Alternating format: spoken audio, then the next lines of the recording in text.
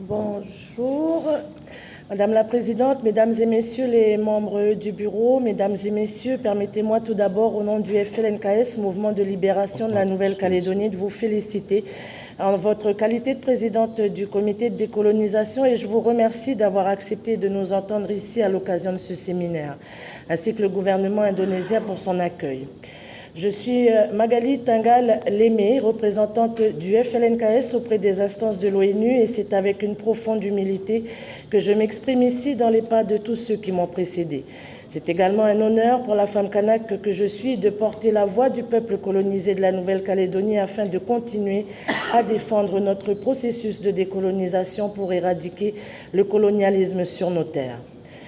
Madame la Présidente, le 12 décembre 2021 a fait naître désormais un nouveau contentieux entre le peuple colonisé et la puissance administrante. Nous l'avons dit l'année dernière, nous continuons à le dire aujourd'hui, nous ne reconnaissons pas les résultats de ce référendum, ce qui met en danger le développement humain durable de notre pays. En effet, notre appel à la non-participation est dû à la pandémie de la Covid-19, car principalement le peuple kanak et les Océaniens ont été impactés.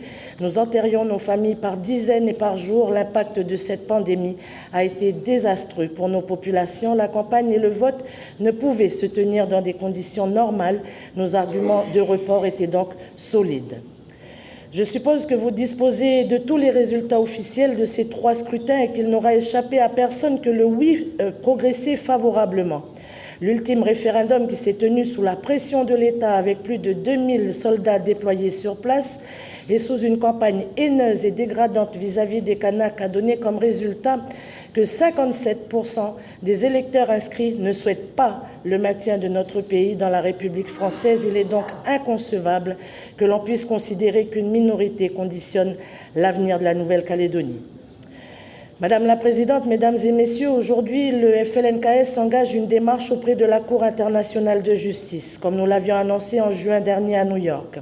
Nous souhaitons que la Cour donne un avis consultatif au regard du droit international applicable à la Nouvelle-Calédonie en tant que territoire non autonome inscrit sur la liste des pays à décoloniser de l'ONU depuis 1986 pour que le droit soit dit, c'est-à-dire le droit de notre peuple à disposer de lui-même.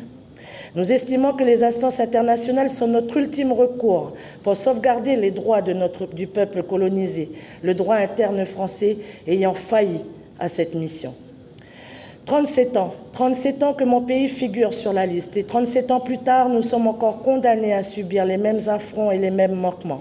En réalité, l'État français, pourtant signataire des accords, n'arrive toujours pas à assumer son rôle de partenaire et d'accompagnateur.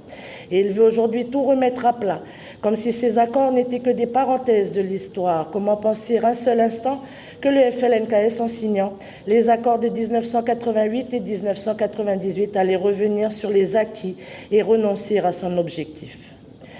Madame la Présidente, en tant que mouvement de libération pacifique, le FLNKS s'engage à continuer de travailler de manière constructive avec toutes les parties concernées afin de trouver une solution juste et équitable pour le peuple colonisé de la Nouvelle-Calédonie. Nous croyons fermement en la possibilité de parvenir à un consensus respectueux des droits humains et de l'autodétermination. Et nous demandons au comité des 24 et à l'ensemble de la communauté internationale de soutenir nos efforts pour la saisine de la Cour internationale de justice et pour que le FLNKS puisse bénéficier d'un statut d'observateur à l'Assemblée générale de l'ONU en sa qualité de mouvement de libération. Nous sommes convaincus que cette reconnaissance renforcera la légitimité de notre lutte pacifique et contribuera à faire avancer la cause de l'autodétermination pour le peuple kanak vers un développement durable, prospère dans notre pays. Madame la Présidente, Mesdames et Messieurs, je vous remercie de votre attention et de votre soutien.